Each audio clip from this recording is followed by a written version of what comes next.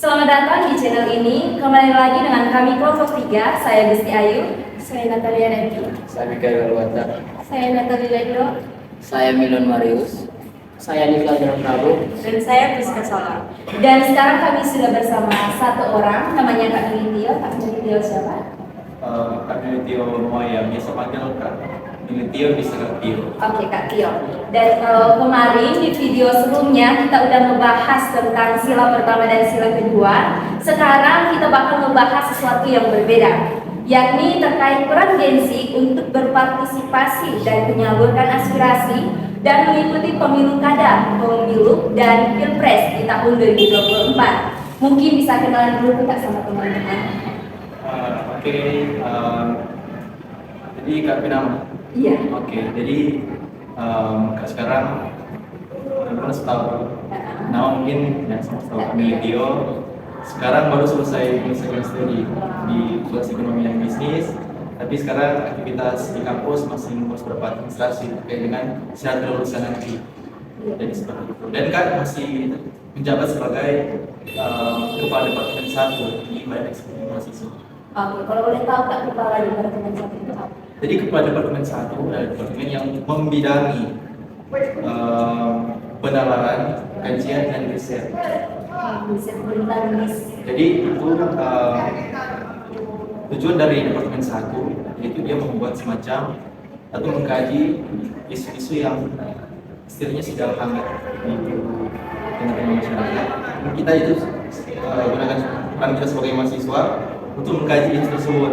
Kemudian kita memberikan pemahaman, edukasi kepada teman-teman mahasiswa terkait dengan isu. Dan juga kita membuat tentang program-program yang meningkatkan penalaran bagi setiap mahasiswa di mahasiswa dengan bisnis. Baik. Sekarang sudah masuk ke dalam topik, tapi ada garis besar guys, di mana pada pemilihan umum atau pemilu tahun 2024, kelompok pemilih anak muda berpotensi menjadi kekuatan politik besar yang akan menentukan wajah demokrasi di Indonesia selama beberapa tahun ke depan. Nah, sebagai gambaran misalnya, saat ini lebih dari setengah populasi Indonesia terdiri dari milenial dari 24 sampai 39 tahun dan Gen Z. Nah, daerah kita nih guys. Generasi Z 6 sampai 23 tahun.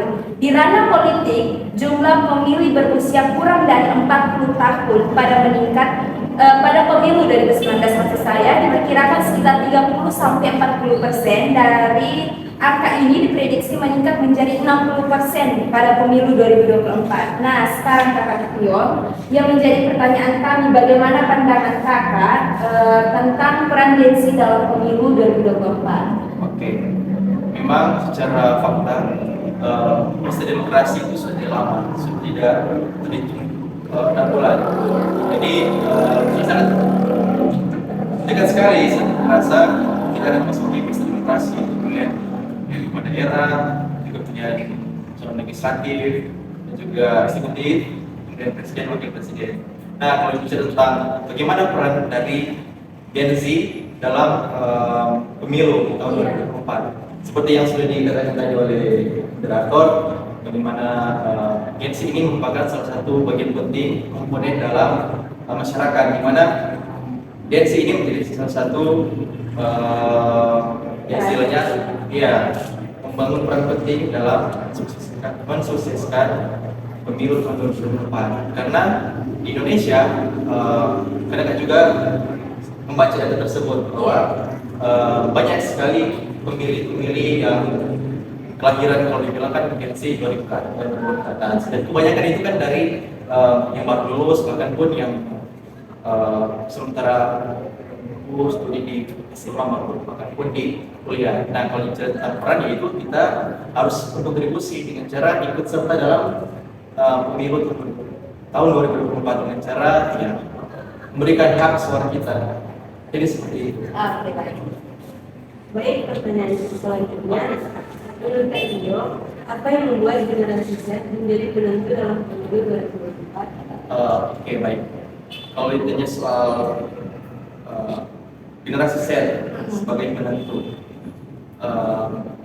Kak ingin memberikan satu pandangan di mana beberapa tahun lalu sempat terjadi dikeluarkan isu-isu sehingga mahasiswa itu turun ke jalan untuk memperjuangkan hak yang dimana waktu itu dengan tujuan menyampaikan aspirasi mahasiswa, aspirasi dari masyarakat, yang dimana itu kan artinya ada kelalaian atau kesalahan dari istilahnya dari eksekutif, pimpinan-pimpinan itu yang membuat kebijakan yang nilai salah.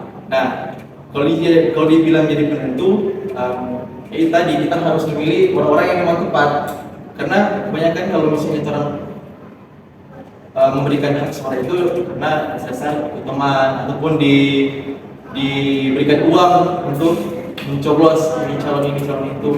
Oleh karena itu sebenarnya kalau kita mau pilih, kalau kita mau memilih figur yang baik, kita harus lihat dari bagaimana karakternya, bagaimana rekornya dalam memimpin. Jadi seperti itu. Jadi jangan asal-asalan. Ketika nanti orang ikut-ikutan begitu, nantinya akan jadi kesalahan juga.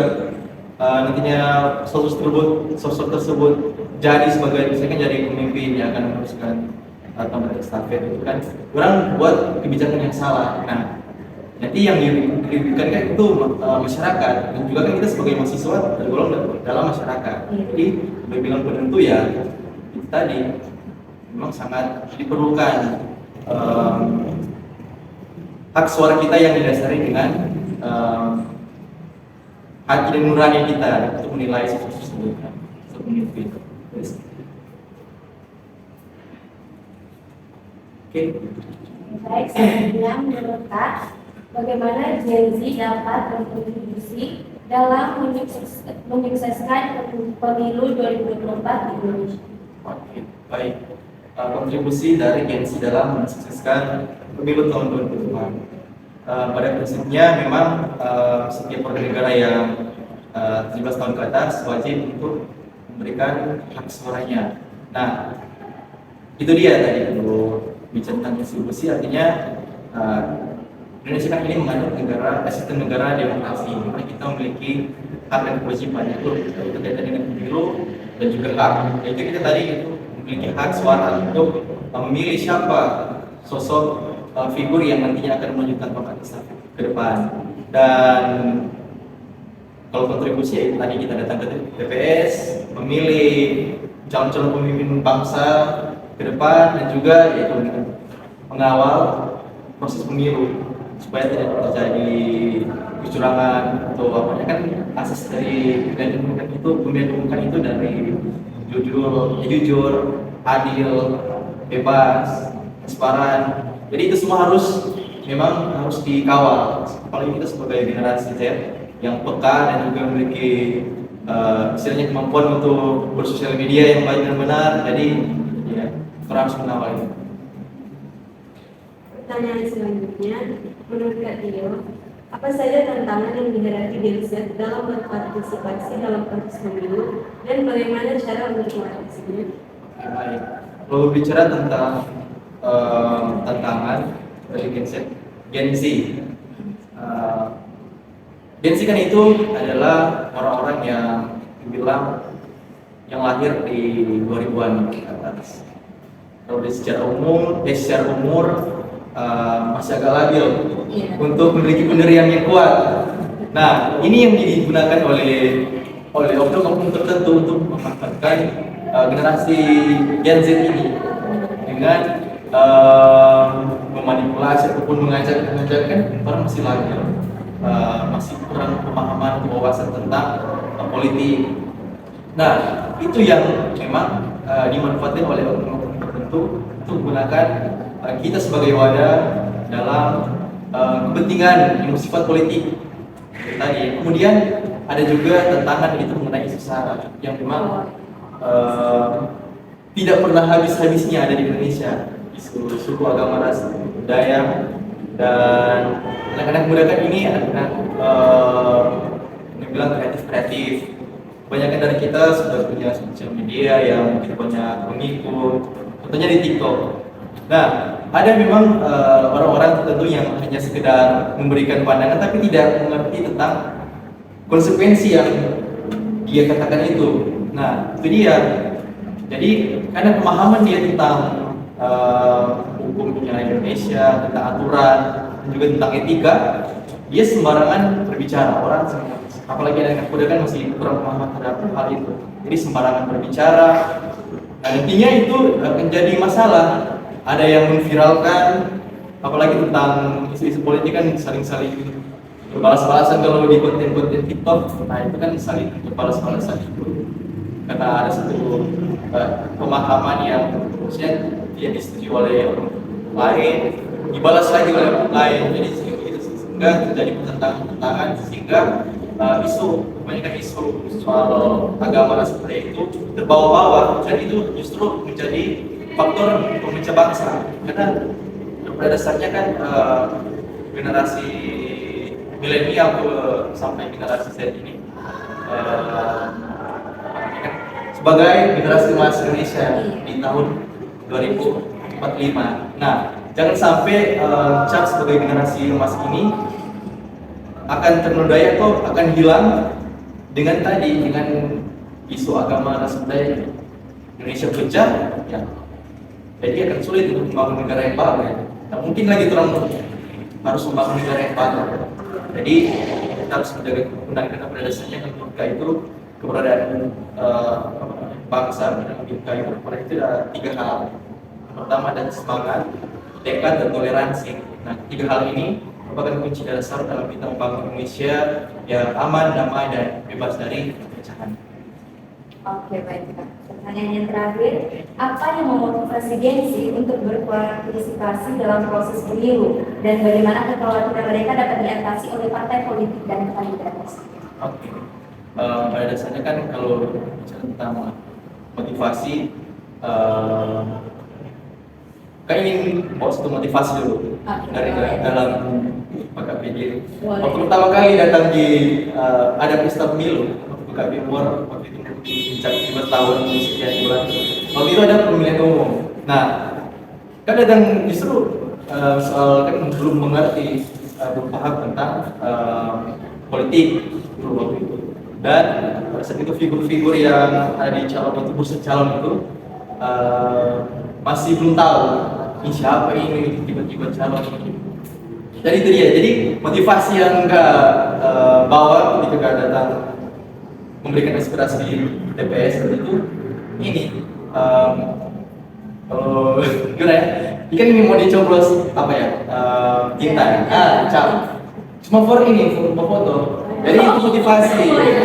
Sebenarnya kan itu motivasi yang salah. Nah, justru seharusnya kalau kita bicara tentang motivasi ya itu tadi suara kita ini akan digunakan nanti untuk menentukan siapa calon pemimpin bangsa Indonesia ke depan. Jangan sampai motivasi yang tadi Kak sampaikan itu benar-benar digunakan oleh kebanyakan orang, apalagi pemilih muda yang di Indonesia.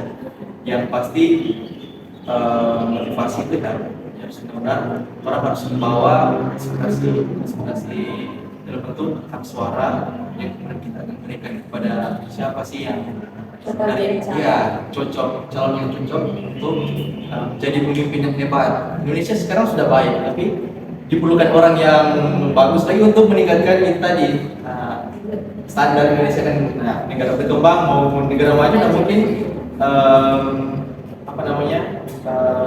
ada standar itu dibuat di bawah. Jadi seperti itu. Kualitas sumber daya. Iya, itu diperhatikan juga dari kualitas sumber daya siapa yang akan kita pilih. Kemudian soal apa namanya tadi? Soal bagaimana kekhawatiran mereka dapat diatasi oleh partai politik dan kandidat. Oke, zaman sekarang kan suara itu istilahnya dapat dibeli dengan uang. Oh iya. Teman-teman juga pasti sudah pernah rasa, jangan kan di politik di umum di negara, tapi kemudian kepala desa contohnya, tiba-tiba sebelum H-1 sebelum pemilihan ada istilah calon-calon datang di rumah, ini 100.000, 50.000 dengan beras, dengan iming-iming, ya istilahnya bahan pokok lah begitu.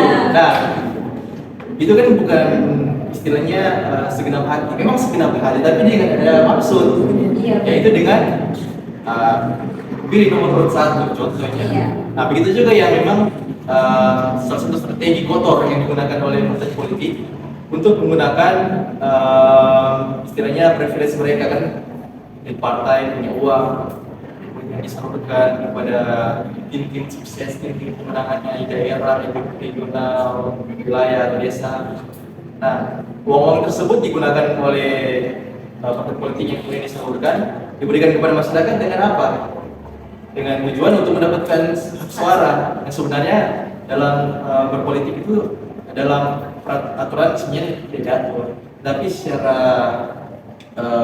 rasional memang itu memang dianjurkan atau teman-teman jangan sekali-sekali memilih sosok pemimpin misalnya dia bisa 100.